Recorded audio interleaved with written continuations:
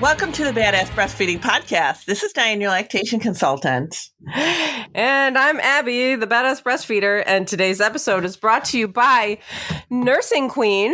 Nursing Queen makes super stylish and fun and cool nursing clothing, which we will hear more about later. But you can head to badassbreastfeedingpodcast.com and check out our sponsor page. If you ever need anything, see if you can give them any of your business because they make this podcast possible. And we're on Patreon, and we would like to see you over there. We have fun with there's original content. There's we do talk a lot about parenting over there, like versus breastfeeding. Like I feel like the original content tends to focus more on parenting, but you know, we do mix it up.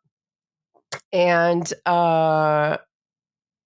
speaking of which, I don't remember who does anybody remember that Revolution Parenting podcast that we started a few years ago? I don't know if we made, what was it, like 30 episodes or something like that. Yeah. And then we just got like too busy and it wasn't really getting a lot of traction. And we took a long break. And now we were thinking about possibly bringing it back, but still a little wary about putting work in if, you know, nobody really wants to hear it. Yeah, I don't know. Let us know. Well, did you listen to it? Did you like it? Yeah, like let us know. We play them on Patreon, or we have them on Patreon, and the people on Patreon want it back.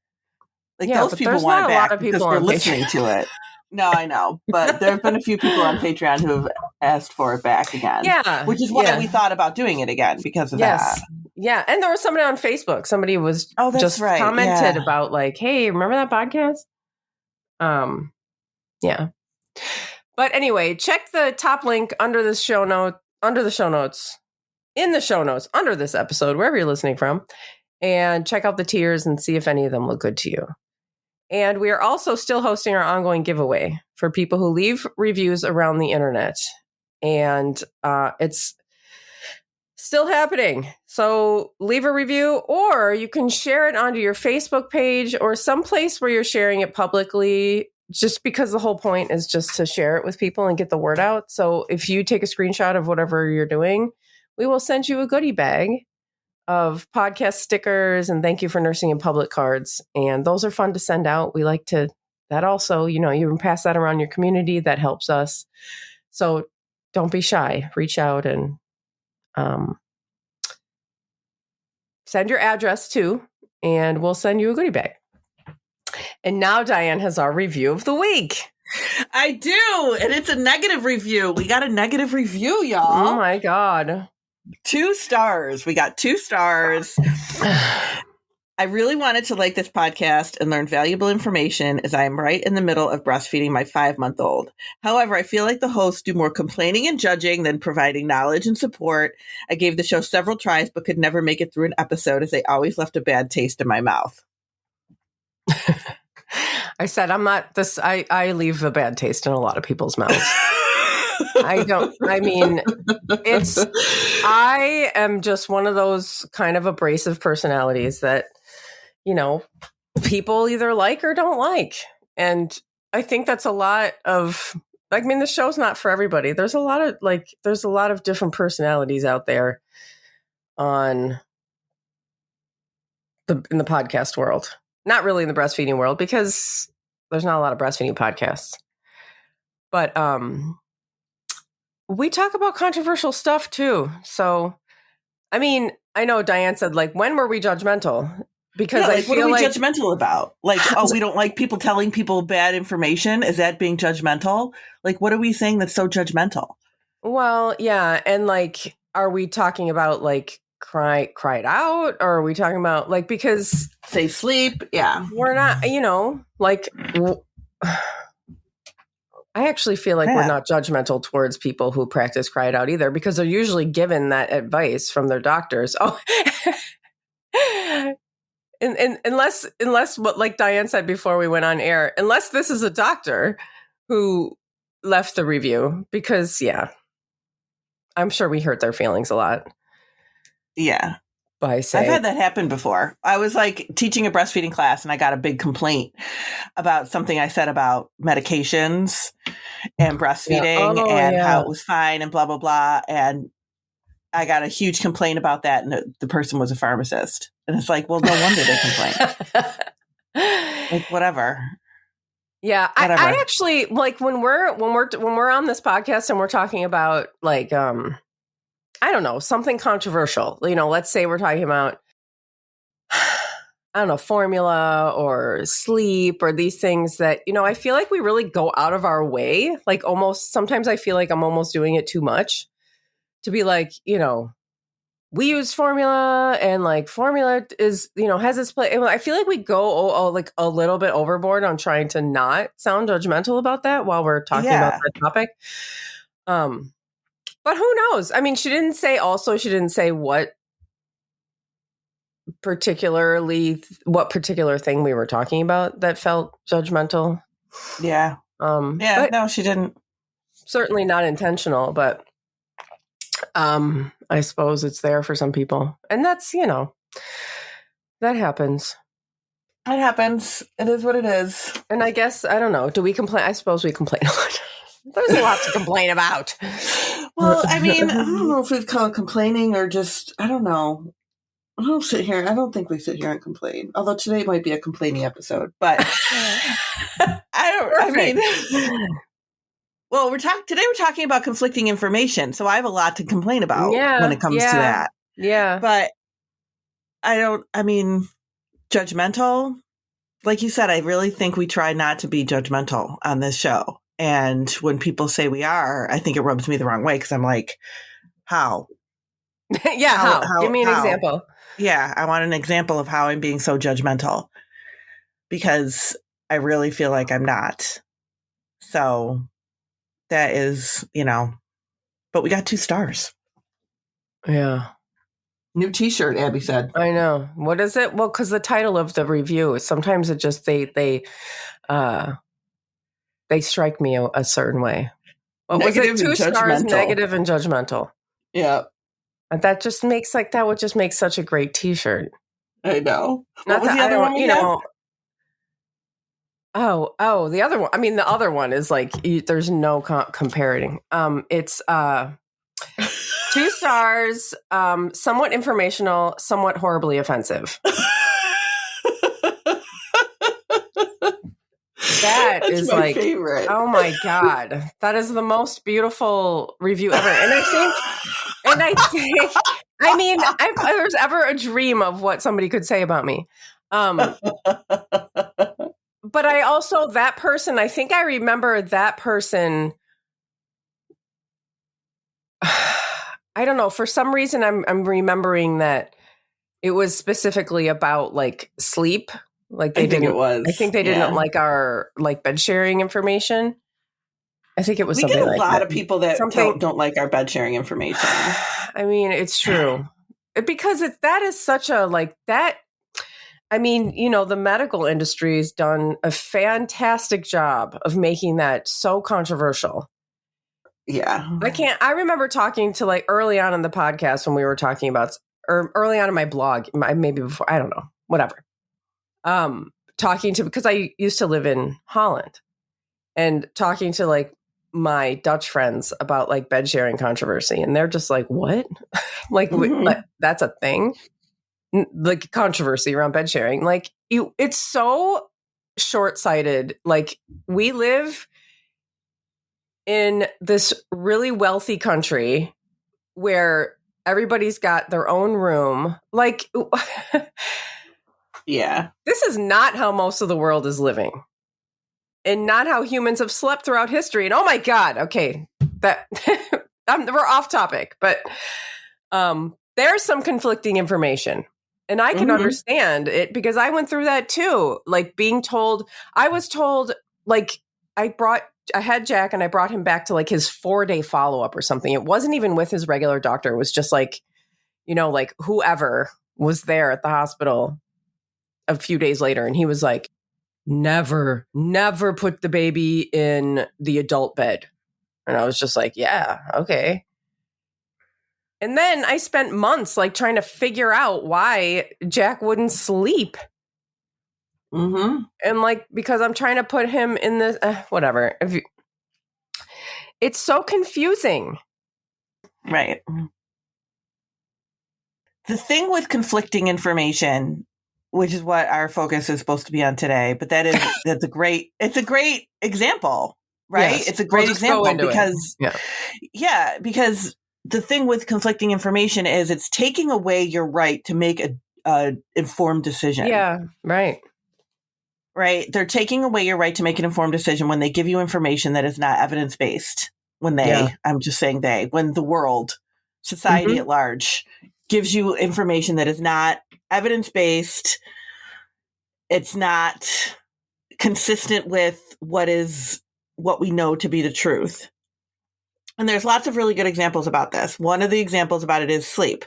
And we have tons of episodes on sleep, so we're not going to beat it like the dead horse that it is. But we are going to say that there is evidence behind safe sleep, and there is rules behind safe sleep, and there is a lot of judgment behind sleep, which is why people don't talk about it in public, because they don't want anybody to know what they're doing behind closed doors in their sleep arrangements. Right. And usually what people are doing, the hoops people are jumping through at home to avoid sleeping in a bed or a set up safe sleep bed sharing environment, which is actually leading to deaths of babies.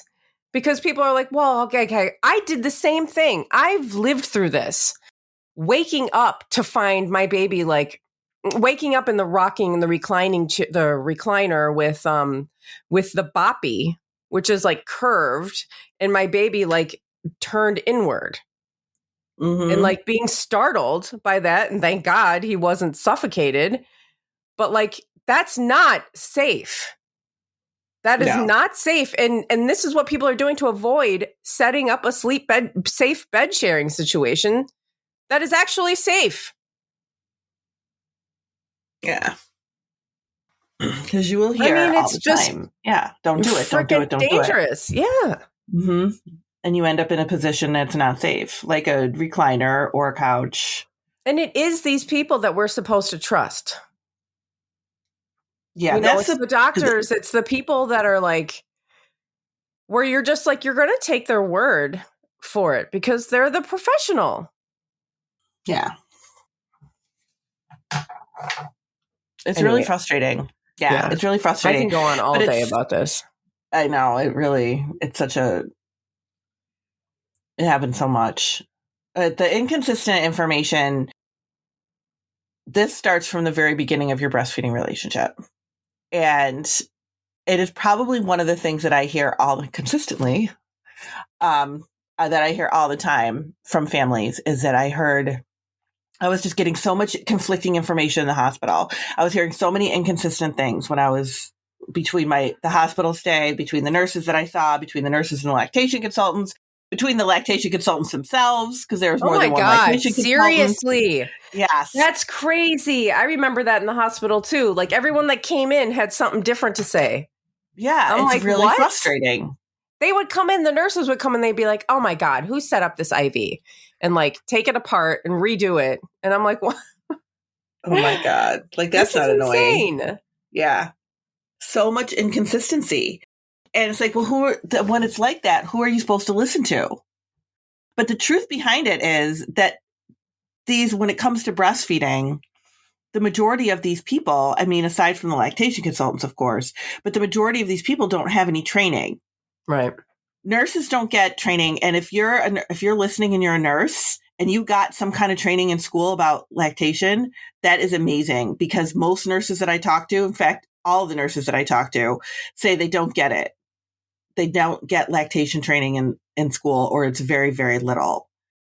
Mm-hmm. So what they have is what they search out, or they're going off of their own personal experiences, which could be good or could be bad. Right. So it really, and a lot of times you're getting that with pediatricians. They might be going off of their own experience or their own experience with what their partner experienced. So it really is you're not necessarily getting really good evidence-based information from these people. I mean, I hear things like, what did I tell you I recently heard? It was so ridiculous. 2 different parents told me that they were told when they said, oh, this is painful. They were told, oh, well, SOL, you're SOL. Like from the nurse. What? Oh my God. Yeah. Like, what?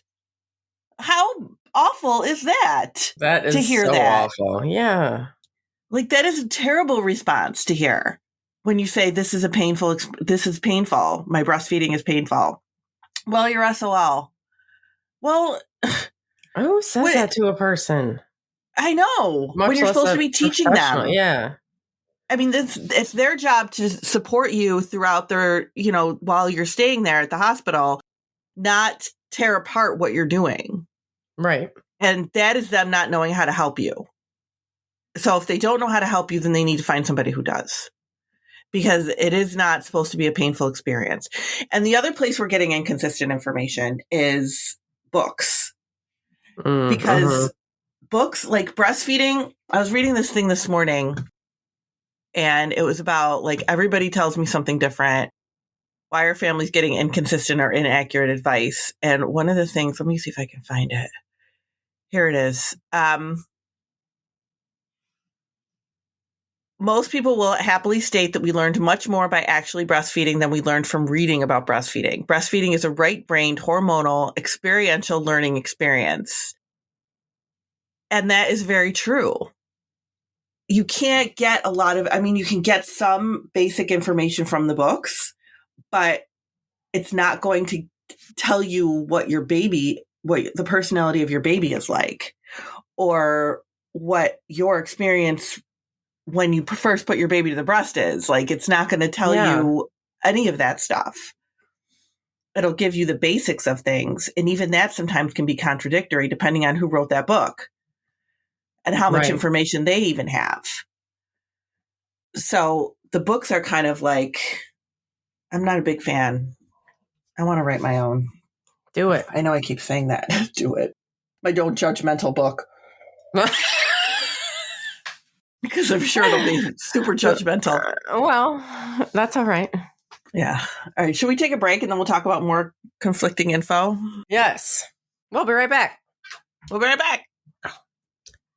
Today's episode is brought to you by the fabulous Nursing Queen. Nursing Queen is a super cute breastfeeding clothing brand based right here in the United States. And Dianne just got one of their hoodies, the hoodie that I'm always raving about. Dianne got it. I love it. It's so stretchy and comfortable. And it's got the thumb holes. Oh my God, I love it. Yeah. It is adorable. And they have all the colors. They have all these different colors. I got black because I live in black, but I know. I love it. I was really surprised at how stretchy it was. And it came in like 3 days. I ordered it on a Sunday. I got it by Thursday. Oh, wow. I know. It was super fast. That's cool. And Nursing Queen was started by a breastfeeding mom who was looking for more options for nursing clothes. And 8 years later, it's become one of the top brands in the country and trusted by hundreds of thousands of moms, including us. They offer, and we don't even nurse. Dianne bought a nursing sweatshirt because I love it so much. We don't nurse. I know. I showed my daughter. I'm like, look, you can see the boobers. And I unzipped it. Look, I can pull my boober out. That's it. Yeah, we could like show people. You can have like a cool T-shirt on, like a graphic tee or something, and just like unzip it and be like, "Here's my shirt." I know it. They have sweatshirts, T-shirts, dresses, pajamas, swimwear, and even scrubs. It's a great idea. I know. So no more with the layers and the covers, and there's no need to fully undress while you're feeding your baby. Nursing Queen's unique designs have hidden zippers and lift up flaps or pull aside access. They focus on trendy boutique styles that don't look like nursing clothes. That's so true. So, like me and Dianne, you can wear yours long after your nursing days. Their sizes range from extra, extra small to triple X triple extra large. Oh my God, sorry. All orders are designed, packed, and shipped from their warehouse just outside of Tampa, Florida, which is maybe why you got it so fast. You could check them out at nursingqueen.com. And don't forget to use code BADASS and you'll get 10% off your order. You can head to badassbreastfeedingpodcast.com for all of our sponsors. Check for the Nursing Queen and the Nursing Queen link and the promo codes in the show notes under this episode, wherever you're listening from, in case you forgot it already. And over at badassbreastfeedingpodcast.com, you can find all of our other episodes and then our resources page and information about scheduling your very own one-on-one online lactation consultation with Dianne. So one of the things that I was really like what I said, I found this blog. It's pretty accurate. It's talking about the UK and breastfeeding in the UK. And it is where they do not have great breastfeeding rates in the UK. Yeah. But she's talking about why families are getting conflicting advice. And she said, I hear this more often in consults where the baby is under 2 weeks old. And that is true. Like I feel like that is the case. Mm-hmm. And I don't know if it's because once you start to kind of get the feel of things, you stop listening to what everybody else says, or maybe you find your people, because it's really important to kind of get away from this inconsistent information and this conflicting information, is to find your people, find your village, find somebody that you trust, that you are comfortable listening to. And that could be anybody. Like, it could be whoever you are comfortable with that you feel like is giving you good information. And when I say good information, it doesn't even have to be like they're just agreeing with everything you say. It's good evidence-based information. They can give you like details of what they're talking about. They can give you, it doesn't sound like they're just giving you their opinion. It could be a podcast. It could be your lactation consultant. It could be your mother. It could be somebody that you really trust that is giving you good information. And that is really important to have that in your life, not just around breastfeeding, but about like everything. Because you're going to get, once you have a baby, you get like so many opinions. Everybody thinks they can give you their opinion. Yeah. On everything, on how you're going to feed the baby, where the baby's going to sleep, how you're going to raise the baby, what religion you're going to raise the baby as, it's like where you're going to, how you're going to educate them. Just everything is going to be, you're just going to get all sorts of conflicting opinions, not even information. It's all opinion, I feel like. Yeah. It's crazy. And you're going to have to really pick apart all that information and decide what you want to listen to. And this isn't going to be anything different. But the things that they say that she says that she sees a lot of inconsistent information on is like weight gain, hearing things like you must not be, your milk must not be good enough quality because you're not having enough, your baby's not gaining enough weight. That is not correct information. Some moms have been told that newborns never feed for comfort. That is something that I heard recently. What? That is something that I heard recently. They only feed, your baby's only going to feed because they are hungry. That's why your baby eats, is because they're hungry. And they're using you as a pacifier. Yeah. And that's the rest of the time they're just using you as pacifier, which is, I hate that phrase more than life itself. Yeah. But that is something that I recently heard when a mother asked, like, I'm confused about feeding cues. I'm not sure if the baby wants to eat, if they don't want to eat. Like, I don't know what the cues are. And I said, well, just put the baby in the breast, because the baby they only want to ever eat.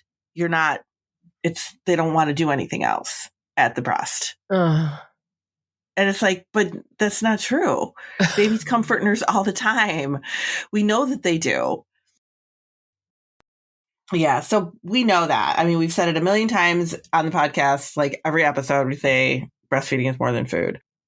So we know that is something. If somebody is telling you your baby's only nursing, they're using you as a pacifier, they're, just feed them for whatever kind of crazy information they tell you. Some other things that we hear a lot of conflicting information about is like milk storage. There's a lot of conflicting information about milk storage out there. There's a lot of conflicting information about like normal newborn behaviors. And I feel like that is because all newborns do their own thing, right? Like newborns are, all right, so that's not, I don't know that saying that is actually accurate, but they do. Basically, newborns have behaviors that are typical of them. Yeah. But your baby is going to have their own personality too. Right. So some babies are just fussier. Some babies are more chill. And they still go through all these little, same baby behaviors, like, the cluster feeding thing. We'll see that most babies do cluster feed. We see that mostly in the evening time. That is a very normal newborn behavior that we see of babies. Is your baby going to be fussier? Maybe, if you have a fussier baby. It's just going to depend on the behavior of your baby too, when it comes down to stuff. Yeah. And I think that's overall, like we've talked about this in those normal newborn behavior episodes, that we don't share a society with newborns. Like you never see newborns. Like throughout like human history, like newborns, when you're like smaller communities or whatever, there's like newborns around and you get to know them. But like in our world, in our modern society in the US, you don't like see newborns. They're at home. And we don't have any idea what to expect from a newborn. And it seems like we usually just expect the opposite. We expect that they're just going to like sleep. And if they're crying a lot, like something's wrong. And like, we need to get them to, of course, something is up if they're crying, but like they're going to cry too. Like that's the only way that they can communicate. And we just are so confused by them. And that's just when you like absolutely nothing, that's just like breeding ground for bad information. God. It's like, I remember not going when I decided not to go back to, before I decided not to go back to work, Josh was like, I work from home, so I'll just have the baby here in a bassinet while I'm working. And then we had a newborn and it was like, oh my God, there's no sitting in a bassinet. What? I have people that tell me that all the time, that they're going to be like, oh yeah, I'm about to go on maternity leave. I can, I'm going to read all these books, or I'm going to do all this education that I needed to catch up on, or I'm going to do it. And it's like, what? Like, what? I was going to sit for my LCSW after the baby was born, because that would be easier than to do it while pregnant. Oh my God. I never sat for that exam. No need to tell anybody. I don't know what I was thinking. And of course, I'm talking to my boss who never had a baby. She's like, yeah. You just do it later. Oh my God. It's so much easier when the baby's inside you. And then here it says too, just today I was told by a mom that her midwife told her that some babies just don't want to breastfeed. Oh yeah. That they just aren't interested in breastfeeding. Where this idea came from is bewildering and clearly simply a justification for behavior that the healthcare professional just can't understand. Babies are hardwired to breastfeed. They have reflexes which cause them to gape and latch involuntarily when placed at the breast. They instinctively crawl to the breast to latch on if laid on their tummies. They are unable to latch. It's because something is interfering with their ability to follow through with these instinctive behaviors. So when you hear things, and I've heard nurses say that before too. And again, this comes from just having the wrong kind of education, or just don't have the education at all. And they're trying to find a way to make you feel better about your baby not doing well with breastfeeding. Mm-hmm. So they're not trying to be malicious. Like they're not trying to be like, oh my God, your baby's broken. They just can't do it. Like nobody's trying to be malicious about it. I really think they're coming from the right place for the most part, but they just don't have the information. And they could be coming, again, from their own personal experience. Maybe they had a baby that didn't breastfeed well. And they're just saying, well, you know what? My baby didn't breastfeed well either, so maybe yours isn't going to. Yeah. Yeah. Yeah. it just, there's like there seems to be this sweeping general practice of not referring people on to somebody who knows better. why is that? Like, this is not this is not where I'm an expert. This is not my expertise. This is not my focus. So we're going to refer you on to somebody who can help you. Yeah. It's like, that seems to be a thing with breastfeeding more than anything else. It really does, because when you think of other things that you might need, you get referred.